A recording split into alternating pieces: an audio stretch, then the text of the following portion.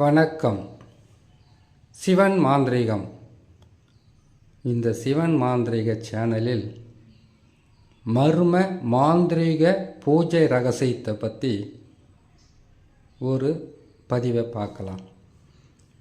மர்ம மாந்திரீக பூஜைன்னா என்ன, மர்ம பூஜை மாந்திரீக ரகசியம் என்ன, மர்மமாக செய்து ஒருவரை அழிக்கிறதுக்காக செய்யக்கூடியது தான் மர்ம மாந்திரீக பூஜை ரகசியம். மாந்திரீகமே மறைமுகமாக செய்வது தான். மறைமுகமாக எதுக்காக மாந்திரீகத்தை செய்கிறாங்கன்னு கேட்டிங்களானாக்கா, கெட்டது, கொடியது, பாதகமானது, மற்றவர்களுக்கு தீங்கிழைத்து அவர்களை சர்வநாசம் செய்வது. ஒரு குடும்பத்தில் எத்தனையோ பிரச்சனைகள் இருக்கும், அதில் இந்த மாந்திரீகமும் ஒன்று. மாந்திரீகத்தையும் சரி ஜோதிடத்தையும் சரி நம்பாமல் இருக்கிற வரைக்கும் பயமே கிடையாது. இதை நம்பிட்டா பயம் இன்னும் அதிகமாக இருக்கும். அதுக்காக மாந்திரீகம் பொய்ன்னு சொல்கிறீங்களான்னு கேட்கக்கூடாது. மாந்திரீகம் என்பது பல வகையான அஷ்ட கர்ம பொருட்களை ஒன்றிணைத்து பல வகையான விலங்குகளின் பித்து, பிச்சி, அதனுடைய குடல், மலம் இதையெல்லாம் ஒன்றிணைத்து பல வகையான விலங்குகளுடைய உதிரங்களை சேர்த்து இதனுடன் இணைத்து மயானம் என்று சொல்லக்கூடிய ருத்ரபூமியில் இருக்கக்கூடிய அனைத்து பொருட்களையும் சேகரித்து அதற்கு பிறகு தான் மாந்திரீகத்தை பயன்படுத்த உட்காருவாங்க, செய்ய ஆரம்பிப்பாங்க. இவ்வளவையும் சேகரித்து ஒரு மாந்திரீகத்தை செய்யணுன்னாக்கா குறைஞ்சது பல வருஷம் ஆக மாதிரி இருக்க அனுபவம். என்ன அனுபவம்? முதல்ல மாந்திரீகத்தை கற்றுக்க நினைப்பீங்க, சரியாக குரு அமைய மாட்டாங்க. குரு அமைந்து விட்டால் அவருக்கு 1008 வேலை இருக்கும். அவர் எப்பெல்லாம் ஓய்வு பெறுகிறாரோ அந்த நேரத்தில் முடிந்த அளவுக்கு சொல்வார். அப்போ உங்கள் மனசு என்ன சொல்லணும்னு கேட்டிங்களேனாக்கா, இந்த ஆள் சொல்லியும் கொடுக்க மாட்டார், செய்து காட்டவும் மாட்டார், எப்போ தான் கற்றுக்கிட்டு போகிறதோ அப்படி என்கின்ற மனசுக்குள் பல கேள்விகள் இருக்கும்.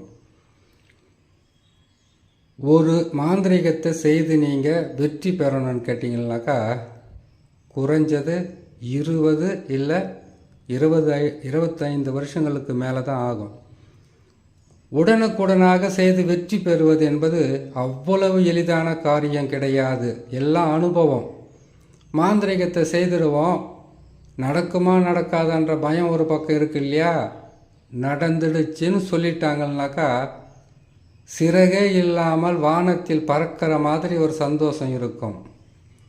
நடக்காமல் போயிட்டா என்ன சொல்ல போகிறாங்களோ என்கின்ற பயம் இருக்கும். அதனால்தான் அஷ்ட கர்மத்தில் எந்திரம், மந்திரம், கரு மாந்திரிகம், உரு மாந்திரிகம், மூலிகையில் இருக்கக்கூடிய பல வகையான மை, அஞ்சனம் இது எல்லாமே சேர்த்துக்கிட்டு அதுக்கு பிறகு தன்னைத்தானே காப்பாற்றிக்கிறதுக்கு உண்டான அனைத்து வகையான மந்திரங்களையும், திசைக்கட்டு, எல்லைக்கட்டு, குலதெய்வ பூஜை இது எல்லாமே செய்து அதுக்கு பிறகு தனக்குத்தானே ஒரு தெய்வத்தை நிர்ணயித்து அதுக்கு பிறகு அந்த தெய்வத்தினுடைய சிலையோ அல்லது அதனுடைய உருவப்படத்தையோ வீட்டில் வச்சு அதுக்கு பூஜை புனஸ்காரம் செய்து அதுக்கு பிறகு கேட்டிங்கன்னா 48 மண்டலம் 48 வாரம்னு ஒரு மாந்திரீகத்தை கற்று அஷ்ட கர்மத்தில் வசிய, மோகன, ஸ்தம்பன, பேதன, வித்வேஷன, ஆக்கர்ஷண, மாரணம் என்று சொல்லக்கூடிய 8 வகையான மாந்திரிகத்தையும் பயன்படுத்தி அதில் வெற்றி பெறுவது என்பது 100% சொல்ல முடியாது. 50% நடக்கலாம், 50% நடக்காமலும் போகலாம். இந்த மறைமுக மாந்திரீக ரகசியம் என்பது கேட்டிங்கனாக்கா, உங்களுடைய குலதெய்வம், இஷ்ட தெய்வம், அவங்களுடைய துணையுடன் குரு குருவினுடைய ஆசீர்வாதத்துடன் நீங்கள் கற்றுக்கிட்டு சில காலம் அவங்கக்கிட்ட இருந்து அவங்களுக்கு பணிவிடைய செய்து அவங்க மூலியமாக வரக்கூடிய ஆட்களுக்கு பழக்கமாகி அதிலிருந்து கொஞ்சம் கொஞ்சமாக விலகி வந்து நீங்கள் ஒரு ஆலயமோ கோயிலோ கட்டி அதுக்கு பிறகு உருவாகிறது தான் வாழ்க்கையில் உங்களுக்கு 55-60 வயதானதுக்கு பிறகு தான் இதையெல்லாம் சரியாகும். இளம் வயதிலே வெற்றி பெற்றுடுறாங்களா அதெல்லாம் கேட்டிங்கனாக்கா அவங்க கடவுள் அவங்களுக்கு கொடுத்த அனுக்கிரகம். சரி, இந்த மறைமுகமாக மர்ம மாந்திரீக பூஜைகளை செய்கிறது எப்படின்னு கேட்டிங்கனாக்கா உங்களுக்கு பிடித்த தெய்வங்கள் இருக்கும், உங்களுடைய இஷ்ட தெய்வம்னு ஒன்று இருக்கும், இல்லை குலதெய்வமாக கூட இருக்கலாம். இப்போது முனி இருக்குது, காட்டேரி இருக்குது, அப்புறம் கேட்டிங்கன்னா காளி இருக்குது, துர்கை இருக்குது, நாகாலம்மா இருக்குது, வண்ணாரமாடன் இருக்கிறாரு, அதுக்கப்புறம் கேட்டிங்கன்னா கருப்பண்ணசாமி இருக்கிறாரு, முனீஸ்வரர் இருக்கிறாரு. இப்படி பல வகையிலும் பல தெய்வங்கள் உங்களுக்கு உங்களுடைய ஆசைக்கு கட்டுப்படணும்னு கேட்டிங்கனாக்கா அதுக்கு தான் மர்ம பூஜையை போடணும். எந்த ஒரு உயிராக இருந்தாலும் இறந்ததுக்கு பிறகு அவங்க போய் சேர்ற இடம் ருத்ர பூமி. ருத்ர பூமியில் 4 பக்கமும் 4 பக்கம் சொல்கிறேன் பாருங்கள். முதலில் ருத்ர பூமின்னாவே மயானம். மயானத்தில் எரிமேடன் ஒன்று இருக்கும், பிணத்தை எரிக்கிற இடம். அந்த இடத்துல போய் அமைதியாக அமர்ந்து பல நாட்களாக, ஏன் ஒரு மண்டலம் கூட உக்காந்து உங்கள் இஷ்ட தெய்வத்தை வணங்கி சொல்லலாம். போயும் சுடுகாட்டுக்கு போய் சொல்கிறேன்னு கேட்டிங்கனாக்கா மனிதங்கிட்ட வாடுறதை விட அங்கே போனவே அமைதி கிடைக்கும். எந்த ஒரு நமக்கு டென்ஷனும் இருக்காது, டிஸ்டர்பன்ஸும் இருக்காது. அங்கே போய் உட்காந்து அமைதியான இடத்தில் அமர்ந்து மந்திரங்களையும் தெய்வ சித்திகளையும் தேவதைகளை நமக்கு வசியம் செய்கிறதுக்கு உண்டான வழி அந்த இடமா தான் இருக்கும். அந்த எரிமேடையில் போய் இரவு நேரமாக இருக்கட்டும் பகல் நேரமாக இருக்கட்டும், ஐயா நான் பெண்ணுங்க, பெண் போயிட்டு மயானத்தில் போக முடியுமாட்டா, பகலில் போங்க. ஏன்னு கேட்டிங்கனாக்கா ஆத்மாக்களுக்கு பார்த்தீங்களானாக்கா வீட்டில் இருக்கிற வரைக்கும் தான் அந்த உருவத்தை சுற்றி இருக்கக்கூடிய அந்த பிணத்தை சுற்றி இருக்கக்கூடிய ஆத்மா.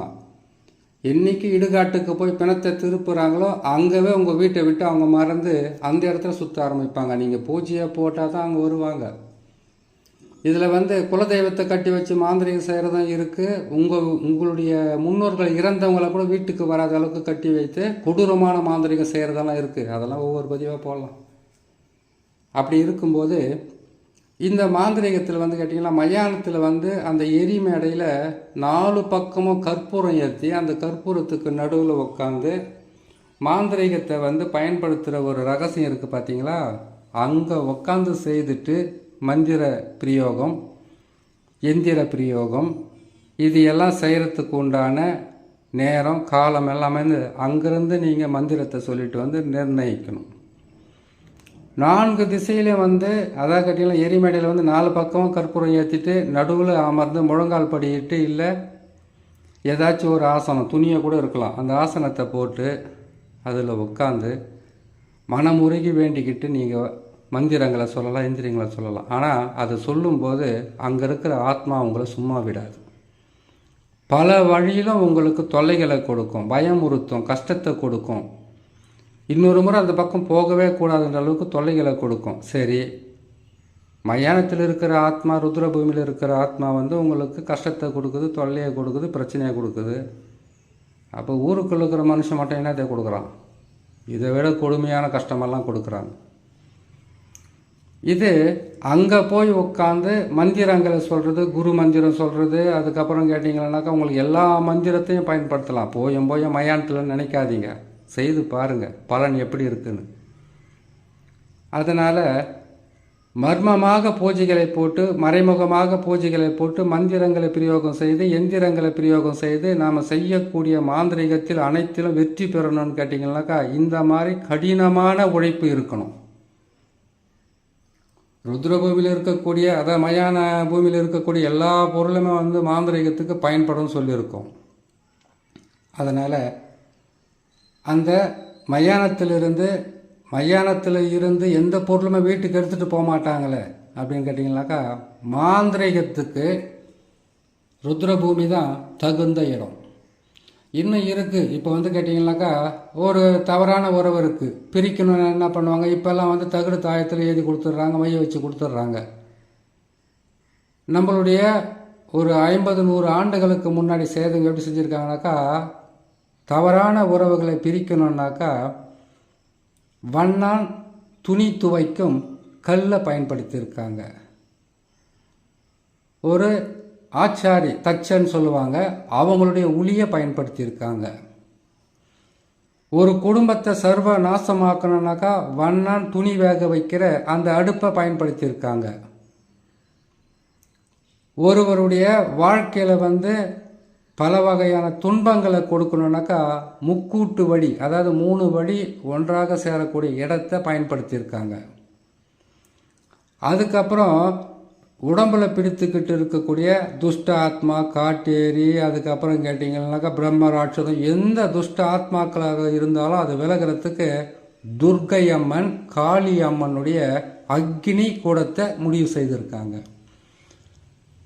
அது மட்டும் இல்லை, இன்னும் பல வழிகளில் பல வகையான மரங்கள், நிறங்கள், அதுக்கு தேவையான எந்திரம், கரு, உரு, இது எல்லாத்தையும் சேர்த்து தான் செய்திருக்காங்க. இது எல்லாம் தெரிஞ்சுக்கிட்டு அதுக்கப்புறம் தான் மாந்திரிகத்தில் போய் உட்காந்து ஒரு பயபக்தியோடு செய்யணும்னு சில விதிமுறைகள் இருக்குது. அந்த விதிமுறைகளை ஒவ்வொன்றும் ஒவ்வொரு முறையும் சொல்லிக்கிட்டு வரேன். டைம் இருக்கும்போது கேட்டு பயன்பெறுங்க. இன்னொரு நல்ல பதிவில் சந்திக்கிறேன். நன்றி, வணக்கம்.